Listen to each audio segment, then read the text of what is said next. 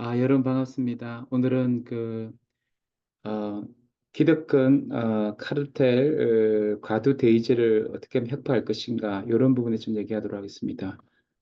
기득권 카르텔, 과도 대의제는 다양한 이름으로 불리고 있습니다. 이제 금권 가두제라고도 불릴 수 있는데, 관련 기사가 하나 있어서, 제가 이렇게 가졌습니다. 그 최장직 교수님이 강조하는 대의제, 그 전태일의 시비를 이런 뭐 부제가 있는데, 제 개인적으로는 그렇게 생각합니다. 한국 민주주의, 대의민주주의는 가짜다 측면이 있다. 완전히 가짜는 아닌데, 그래서 우리가 이승만 독재 정권으로부터 박정희 철권, 통치를 전두환 노태우 군사 정권을 우리가 힘으로 만든 대의민주주의가 순도가 얼만큼 되는가. 그래서 우리가 좀 더 우리가 좀 고려할 것은 뭐냐 하면은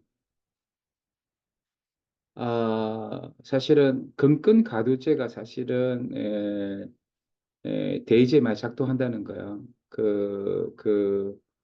우리가 이제 탄핵마저 불가능한 어떤 그 대의제의 의회 권력은 사실은 최장집 교수가 굉장히 강조하지만 전태일이 주관 민주주의는 그런 민주주의가 아니고 어, 직접 민주주의라는 것이죠. 그러니까 사실 이 의회 권력은 1987년 체제 이후에 금권 가두제를 확대 강화하는 기능을 하죠. 그래서 이제 신자유 체제에서 더욱더 이제 이 금권 가두제가 강화된 차원이 있습니다.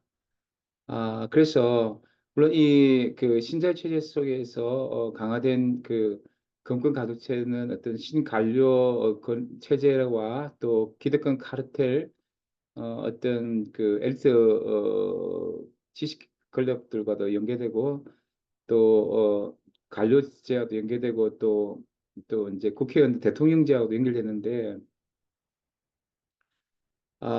우리가 최소한의 상식이 있는 사람이 지금 정당 체계와 선거제도 그 현실 체계와 인적 구성과 그들의 어떤 물적 토대나 정치 행태를 보면은 민주주의를 함부로 우리가 이렇게 얘기하기 힘들 겁니다. 루소가 등이 지적했듯이 서구 민주주의 역사에서 선거는 애초 귀족적인 특징을 갖는 것이었고 서구 부르주아 민주주의는 자본주의 쌍으로 대의민주주의를 실현하면서 귀족정을 근권 가두제로 대체했죠. 그리고 이 대의민주주의는 끊임없이 가두제되는데 1987년 이후에 우리 금권 가두제로 약간 있었지만 IMF 이후에 더욱더 한국의 대의민주주의는 독과점과 대먹음의 사스를 형성해 왔다는 거죠. 그래서 우리가 이런 대의제에 대해서 촛불혁명이 한번 경고를 줬는데 이런 금권 가두제가 사실은 끊임없이 왜곡됐다는 그래서 강장 없는 정치 복원 일차적으로 대의민주주의 이데올로기 목인데 우리가 대의민주주의들의 어떤 네트워크를 항상 주의해야 하는 거예요. 국회나 대통령이나 행정권력이나 언론 등 가두제 네트워크를 우리가 항상 어떤 경계하면서 감시해야 되는 거죠. 그래서 1987년 체제 민주화 이후 잃어버린 민주주의를 우리가 어, 제대로 이제 찾아야 된다는 거죠. 그래서 촛불을 끄고 광장을 폐쇄하려는 금권 가두제에 맞서서 직시민주주의 힘을 지켜내는 게 굉장히 중요하다고 생각합니다. 그래서 물론 우리가 대의민주 자체를 완전히 우리가 없앨 수는 없고 대의민주도 굉장히 중요한 민주주의 방법이 그러나 그것이 끊임없이 왜곡되기 때문에 대의민주는 시민민주나 직접민주, 풀뿌리민주에서 항상 어떤 견제받을 생각하고 그래서 지금 대의민주자들이 만든 민주주의가 모든 것이 아니라는 것도 우리가 깨닫고 대항해 가야 된다 생각하고 특별히 이제 또 얘기하고 싶은 게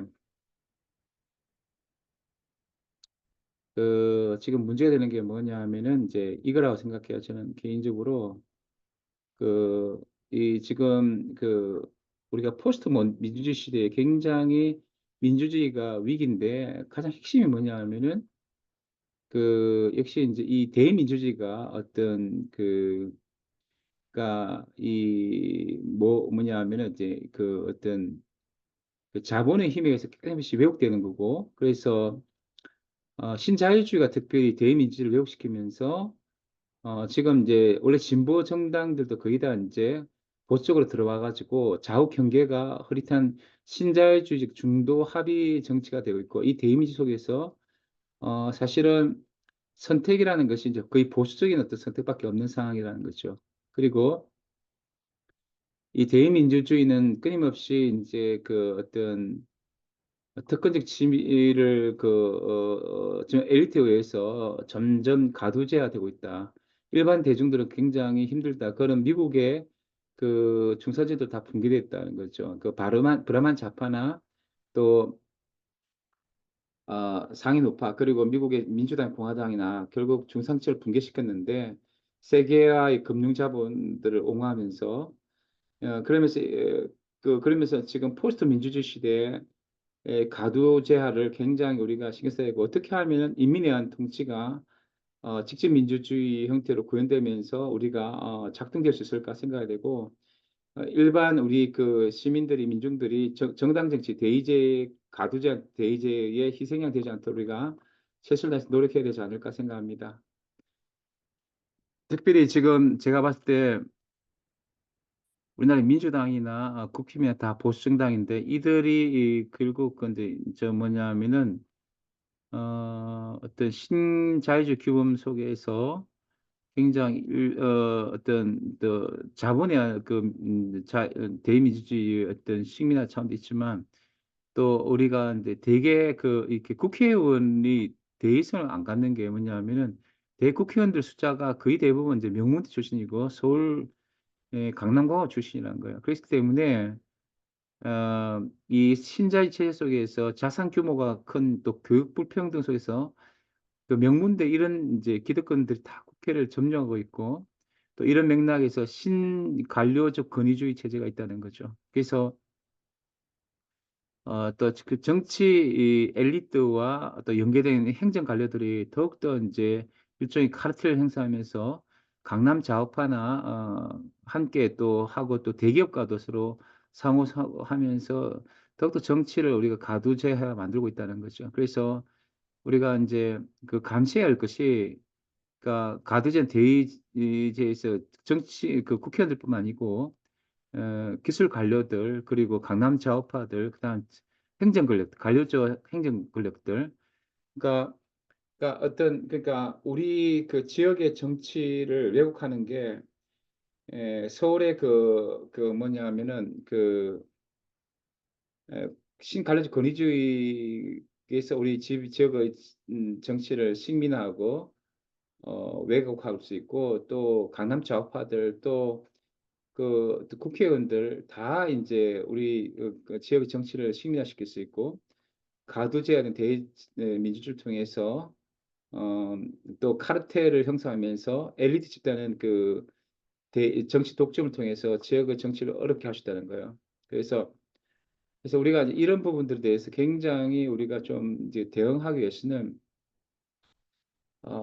굉장히 우리가 지역 자치를 활성화시켜 사실 우리 지금 지역의 시민사회는 거의 야마되고 각자 도생의 반지 승주에 함몰됐는데 우리가 이런 어떤 사람들에게 대안을 제시하기 위해서는 대의지뿐 아니라 직접 민주주의가 접수되는 그런 이제 민주주의를 민주주의 위기 시대에 우리가 하고 가두제한 고착화된 대민주주의를 넘어서서 우리가 특별히 개헌이라든지 또 지역 자치를 강화시켜 나가야 되는 거예요. 직접 민주주의를 강화시켜 나가야 되는 거죠. 그래서 국민 주권을 실현하고 우리가 정말 개헌을 통해서 우리가 지역에서의 진정한 정치 참여가 있을 수 있도록 국민 주권을 실현하면서 정말 지역에서부터 어떤 능동적으로 어떤 우리가 민주주의를 구현해 가야 되지 않을까 생각합니다. 네, 지금까지 지역자치연구 최영석이었습니다. 네, 감사합니다.